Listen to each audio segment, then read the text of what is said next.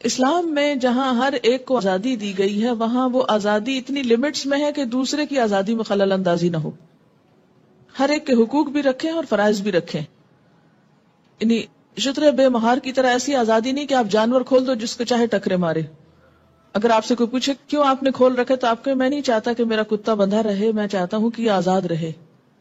لیکن آپ کا کتا تو آزاد رہے مگر دوسروں کی جان اور جسم محفوظ رہے یا نہ رہے. تو اسلام ایسی آزادی نہیں دیتا کہ جس سے دوسروں کی آزادی میں خلل پڑے یا دوسروں کی سہولت میں تنگی پڑے. بہرحال اسی طرح یہ ہے کہ روزے سے کیوں منع کیا گیا؟ تو جیسے پہلے بھی میں نے عرض کیا کہ یہ حالت صحت کی نسبت بیماری سے قریب تر ہوتی ہے. جب جسم سے مستقل طور پر بلڈ نکل رہا ہو تو انسان کو عام حالات سے زیادہ انٹیک کی ضرورت ہوتی ہے، لیکوڈ کی شکل میں، کچھ کھانے کی شکل میں. تو ایسے میں اگر انسان روزہ رکھ لے تو اس سے عورت کی صحت پر اثر پڑ سکتا ہے. تو یہ ایک سہولت دی گئی ہے کہ ان دنوں میں روزہ نہ رکھے. اگر کوئی عورت رمضان میں فجر کی اذان سے پہلے حیض سے پاک ہو جائے اور غسل کا وقت نہ ہو تو پہلے روزہ رکھ کر بعد میں غسل کر سکتی. لیکن اگر اذان کے بعد پاکی ہوئی ہے، یعنی بعد میں بھی سپاٹ لگا ہے اور سورج نکلنے کے بعد آپ پاک ہو رہے ہیں اور نہا رہے ہیں اور روزہ آپ صبح سے رکھ چکے ہیں تو وہ روزہ نہیں ہوتا.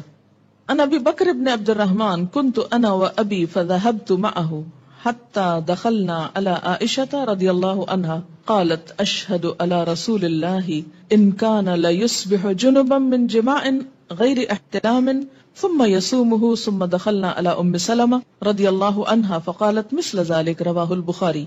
حضرت ابو بکر بن عبد الرحمن رضی اللہ عنہ سے روایت ہے کہ میں اپنے والد کے ساتھ حضرت عائشہ رضی اللہ تعالی عنہا کی خدمت میں حاضر ہوا. ہمارے سوال کے جواب میں حضرت عائشہ نے فرمایا میں گواہی دیتی ہوں کہ رسول اکرم صلی اللہ علیہ وسلم احتلام کی وجہ سے نہیں بلکہ جماع کی وجہ سے حالت جنابت میں صبح کرتے پھر غسل کیے بغیر روزہ رکھتے. اس کے بعد ہم دونوں حضرت ام سلمہ رضی اللہ تعالی عنہا کی خدمت میں حاضر ہوئے تو انہوں نے بھی ایسا ہی فرمایا. اس سے کیا پتہ چلتا ہے؟ حالت جنابت میں سحری کھائی جا سکتی ہے اگرچہ نماز سے پہلے نہانا ضروری ہے، پھر نماز نہا کے پڑھی جائے گی. اسے بخاری نے روایت کیا.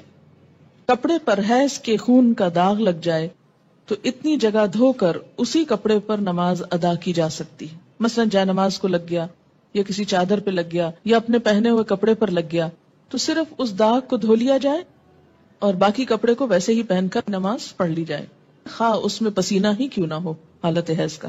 عن عائشہ رضی اللہ عنہا قالت كانت احدانا تحید ثم تقترس الدم من ثوبها عند طهرها فتغسله وتندح على سائره ثم تصلي فيه رواه البخاری. حضرت عائشہ رضی اللہ تعالی عنہا فرماتی ہیں کہ جب ہم میں سے کسی کے کپڑے حیض کے خون سے آلودہ ہو جاتے تو غسل کے بعد ہم خون کپڑے سے کھرش ڈالتی، پھر وہ جگہ پانی سے دھو ڈالتی اور سارے کپڑے پر پانی چھڑک کر اس میں نماز پڑھ لیتی.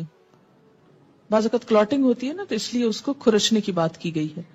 اور صرف کھرچنا کافی نہیں ہوتا یا مل کے رگڑ کے صاف کرنا کافی نہیں بلکہ اس کو دھونا ضروری ہے. جب سپاٹ والی جگہ دھل جائے، داغ اتر جائے، صاف ہو جائے کپڑا تو باقی کپڑے پر کیا کیا جائے؟ پانی چھڑک کر، یعنی دھونے کی ضرورت نہیں. پانی کس لیے چھڑک کر؟ اس کو فریش کرنے کے لیے، جیسے استری کرتے وقت پانی اسپرینکل کرتے ہیں، اس میں نماز پڑھ لی جائے. اگر پانی اتنا نہ ہو کہ باقی کپڑے پہ چھڑکا جائے تو کوئی بات نہیں، آپ صرف نجاست دھو کر اسی کپڑے کو دوبارہ پہن کر نماز پڑھ سکتے ہیں. اسے بخاری نے روایت کیا ہے. حائضہ کے لیے مسجد میں ٹہرنا جائز نہیں، البتہ گزر سکتی. حالت حیض میں جائے نماز کو ہاتھ لگانا، جائے نماز پر بیٹھنا، ذکر کرنا اور تسبیح اور تحلیل نیز دعا وغیرہ کرنا جائز ہے. یہ بعض اوقات لوگ تسبیح نہیں اٹھاتے یا جائے نماز نہیں اٹھاتے تو یہ بات درست نہیں. عن عائشہ رضی اللہ عنہا قالت قال لی رسول اللہ صلی اللہ علیہ وسلم ناولینی الخمرۃ من المسجد قالت فقلت انی حائض فقال ان حیضتک لیست فی یدک رواہ مسلم. حضرت عائشہ رضی اللہ تعالی عنہا سے روایت ہے کہ رسول اللہ صلی اللہ علیہ وسلم نے مجھے مسجد میں جائے نماز لانے کا حکم دیا، یعنی جائے نماز لے کے مسجد آ جاؤ. میں نے عرض کیا میں تو حالت حیض میں ہوں. آپ صلی اللہ علیہ وسلم نے ارشاد فرمایا حیض تیرے ہاتھ میں تو نہیں ہے. اسے مسلم نے روایت کیا ہے. اس سے کیا پتہ چلتا ہے کہ بوقت ضرورت تھوڑی دیر کے لیے آ کے کوئی چیز دے جانا، لے جانا، اٹھا رکھ لینا، اس سے کوئی فرق نہیں پڑتا. ان ام عطیہ رضی اللہ عنہا قالت امرنا ان نخرج الحید یوم العیدین وذوات الخدور فيشهدن جماعة المسلمين ودعوتهم وتعتزل الحيض عن مصلاهن متفق علیہ۔ حضرت ام عطیہ رضی اللہ تعالی عنہا سے روایت ہے کہ رسول اللہ صلی اللہ علیہ وسلم نے حکم دیا کہ دونوں عیدوں کے دن ہم حیض والی اور پردہ نشین یعنی تمام عورتوں کو عیدگاہ لائیں تاکہ وہ مسلمانوں کے ساتھ نماز اور دعا میں شرکت کریں۔ البتہ حیض والی عورتیں نماز نہ پڑھیں، اسے بخاری اور مسلم نے روایت کیا ہے۔ تو اس سے کیا پتہ چلتا ہے کہ پیچھے ایک طرف کو بیٹھنا جہاں 5 وقت نماز نہ ہوتی ہو، کیونکہ بسا اوقات مسجد کے کچھ ایریاز ایسے ہوتے ہیں جو صرف عید کے دن استعمال ہوتے ہیں یا کسی بڑی گیدرنگ کے موقع پر، تو ایسے میں ایک کونے میں بیٹھ جانا اس میں حرج نہیں، لیکن مین مصلی والی جگہ پر آ کر بیٹھنا درست نہیں۔ جیسے باہر کے ملکوں میں اسلامک سینٹرز جو ہیں اور مساجد یہ ساتھ ساتھ ہوتے ہیں، ایک ہال نماز کے لیے استعمال ہوتا ہے، باقی جگہیں کلاسز کے لیے استعمال ہوتی ہیں یا لائبریریز ہوتی ہیں یا کمیونٹی ہال ہوتا ہے، تو اس میں وہ جگہ جس پر دن میں 5 دفعہ نماز جماعت سے ہوتی ہو وہاں بس جانا منع ہے، باقی پوری بلڈنگ میں اوپر نیچے گھومنا پھرنا اور بیٹھنا درست ہے۔ عید کے موقع پر نماز کے لیے سب کو نکلنے کا حکم دیا گیا، جس میں حیض والی اور پردہ نشین عورتوں کو بھی کہا گیا کہ نکلیں، جو کبھی نہیں نکلتی وہ بھی نکلیں تاکہ مسلمانوں کے ساتھ نماز اور دعا میں شرکت کریں۔ البتہ حیض والی عورتیں نماز نہ پڑھیں۔ تو اس سے کیا پتہ چلتا ہے کہ عیدگاہ تک جانا، وہاں بیٹھنا اور دعا میں شریک ہونا ایسی عورتوں کے لیے بھی جائز ہے۔ حیض کا خون نہ لگے تو حائضہ کے کپڑے پاک رہتے ہیں جنہیں دھوئے بغیر نماز پڑھی جا سکتی۔ حائضہ کا دوپٹہ یا چادر اوڑھ کر دوسری عورت نماز پڑھ سکتی۔ ان میمونہ رضی اللہ عنہا قالت کان رسول اللہ صلی اللہ علیہ وسلم یصلی فی مرط بعدہ علی و بعدہ علیہ وانا حائض، متفق علیہ۔ حضرت میمونہ رضی اللہ عنہا فرماتی ہیں کہ رسول اللہ صلی اللہ علیہ وسلم جس چادر میں نماز پڑھتے اس چادر کا ایک حصہ مجھ پر اور ایک حصہ آپ پر ہوتا اور میں حالت حیض میں ہوتی، اسے بخاری اور مسلم نے روایت کیا ہے۔ یعنی ایک ہی چادر شیئر کرتے تھے، اور اس وقت جبکہ حضرت میمونہ حیض کی حالت میں ہوتی، تو اس سے کیا پتہ چلتا ہے کہ ایسا کپڑا جو کسی حائضہ عورت کا ہو اس میں نماز ادا کرنا درست ہے۔ مثلاً بعض اوقات آپ جیسے عید کے موقع پر اچھے کپڑے پہنتے ہیں، کسی شادی وغیرہ کے موقع پر بعد میں دوبارہ ان کو پہننے کا موقع آتا ہے تو ان کو پہن کر نماز بھی ادا کر سکتے ہیں، اس میں کوئی حرج نہیں، صرف یہ کہ نجاست نہ ہو۔ حیض سے پاکیزگی حاصل کرنے کے بعد اگر خاکی یعنی براؤن یا زرد یعنی یلوش پانی خارج ہو تو دوبارہ غسل کرنے کی ضرورت نہیں۔ ان ام عطیہ رضی اللہ عنہا قالت کننا لا نعد القدرۃ والصفرۃ بعد الطہر شیئا، رواہ ابو داود۔ حضرت ام عطیہ رضی اللہ عنہا فرماتی ہیں حیض سے پاکیزگی حاصل کرنے کے بعد خاکی یا زرد رنگ کے پانی کو ہم کوئی اہمیت نہیں دیتی تھی، اسے ابو داؤد نے روایت کیا۔ یعنی آپ اپنے مقررہ ایام پر پاک ہو گئی، نہائی، نماز پڑھی، اور پھر کچھ گھنٹے گزرنے کے بعد یوں معلوم ہوا کہ یلوش ڈسچارج پھر ہوا ہے تو اس کو کنسیڈر کرنے کی ضرورت نہیں، اب دوبارہ نہانے کے لیے زحمت نہ کرے۔ حیض سے پاکیزگی حاصل کرنے کے لیے بے جا عجلت اور بے جا تاخیر دونوں سے کام نہیں لینا چاہیے۔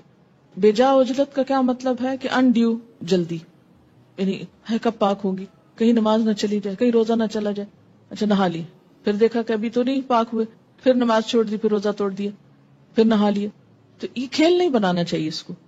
اسی طرح بے جا تاخیر کے پاک بھی ہو چکے ہیں لیکن نہائی نہیں رہے، محض سستی کے مارے کہ اچھا 1-2 نمازیں اور چھوڑ لیں، آرام کر لیں، تو ایسا نہیں کرنا چاہیے۔ غسل حیض میں تاخیر ہونے پر قضا نمازیں ادا کرنا چاہیے، یعنی اگر کسی وجہ سے پانی ختم ہے، پانی نہیں ہے، یا کئی سفر کی حالت میں ہے کہ ٹائم پہ نہیں پہنچے آپ کہ نہا سکیں، یا کوئی وجہ بن گئی، یعنی جان بوجھ کے نہیں ہو گیا ایسے، تو پھر کیا ہے، جب نہا چکے تو پچھلی نماز لوٹائیں۔